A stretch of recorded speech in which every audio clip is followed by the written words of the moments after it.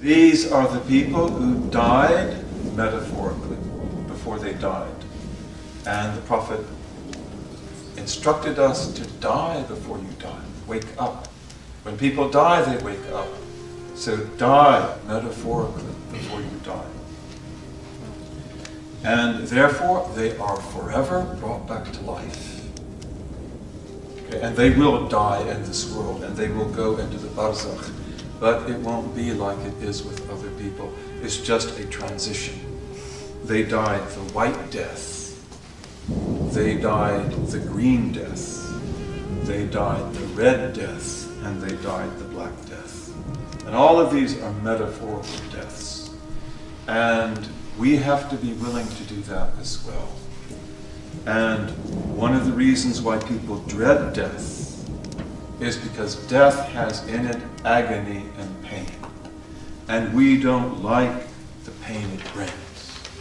But they accept that agony and pain really, in reality, and therefore it becomes a metaphorical death. And this is again why Shaykh Abdel Kader says, do not run away from affliction. You can't do it anyway.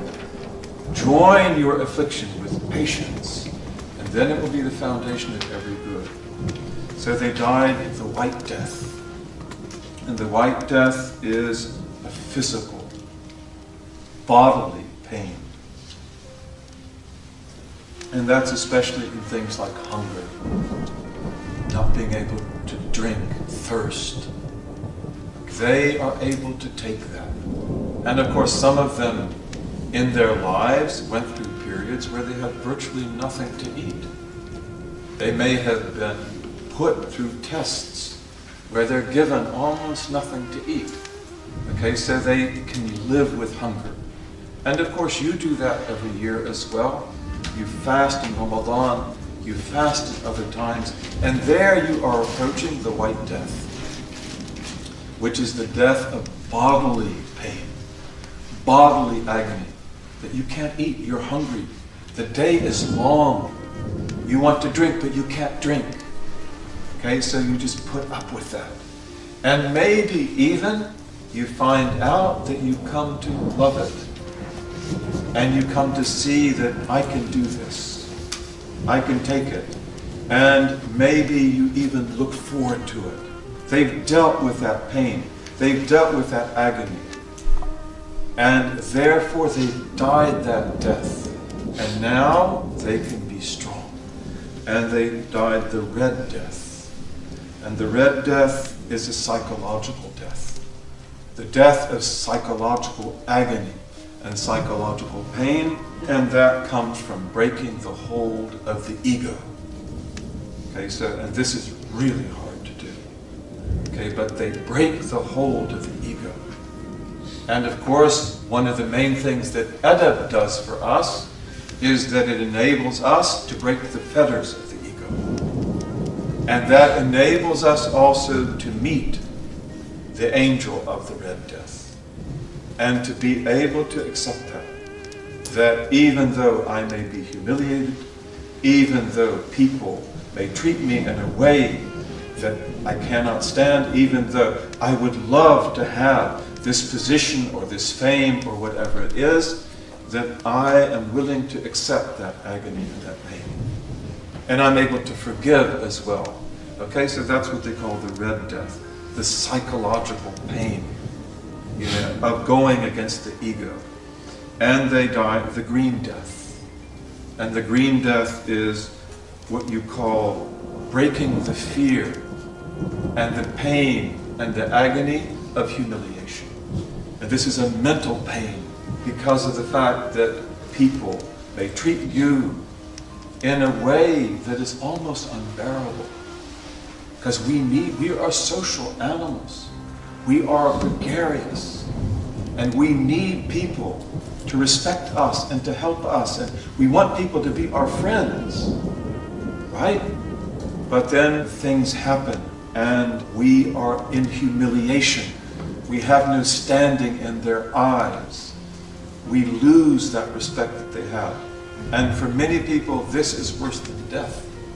They cannot lose that position, which may be illusory, that they feel that they have in other people's minds. They call that the green death, the mental pain of that humiliation, and they take it. And then once the agony has been taken, it's gone. And after that, it won't come back. And the black death. And the black death here in the metaphorical language of the Sufis is that death that is brought to you by harm. And especially the harm that people cause, who backbite you, who slander you, who maybe hurt you physically, who abuse you. Okay, so that's the black death. And that, they say, is spiritual pain, even though it might be physical. But what's really hurtful about that is that this brother or this sister did this. They harmed me. They harmed us. These are the people who have died those four deaths. The white, the red, the green, and the black. And they don't talk about other types because these are the main categories of pain and agony. By learning to overcome these pains, by not fearing these pains, and especially not be checked by these pains, because this is why people can't divest, because they fear these things. By learning to overcome these pains and to not be terrified by them and to have the courage to face up to them, then they are able to break every kind of pain, every kind of adversity, and then they become free. And they are free to do what? To worship their Lord, to love their Lord. Nothing stands in the way. And now all of the obstacles have been removed. There is no obstacle there to stop them. And so this metaphorical death, which the Sufi seeks to die, we are the people who want to die before we die, so that we can live, so that we can be free. But this metaphorical death is the special gift that God gives them through what? Of course, affliction. And He gives it only to the best of the believers. And therefore, they become the people of His special love. They become the people who are His special familiars. And therefore also, He loves them. And as you know, from the hadith we studied last week, He gives them tasarruf. He gives them disposition in this world. When the woman who is a faqira like this raises her hand and asks for God, He will give her what she wants. And when she seeks refuge in Him, He will give her refuge. But she paid a huge price for that. And she was courageous. And she was willing to do that. And so these are the people then, we are told in the commentary on this beautiful poem, who arrive because this is courage in the face of these afflictions and dying these deaths, the red, the white, the green, and the black, that they arrive at sarih al-hurriyah. They arrive at unadulterated freedom, pure freedom. And that freedom is, of course, I become the eye with which He sees, the ear with which He hears, the hand with which He strikes, the foot with which He walks, and in other transmissions, the heart with which He has intellect, and the tongue with which He speaks. They had complete rububiyyah. They had total servitude. Therefore, now they have been given total freedom. Ask and you will be given. What do you want? God asks you.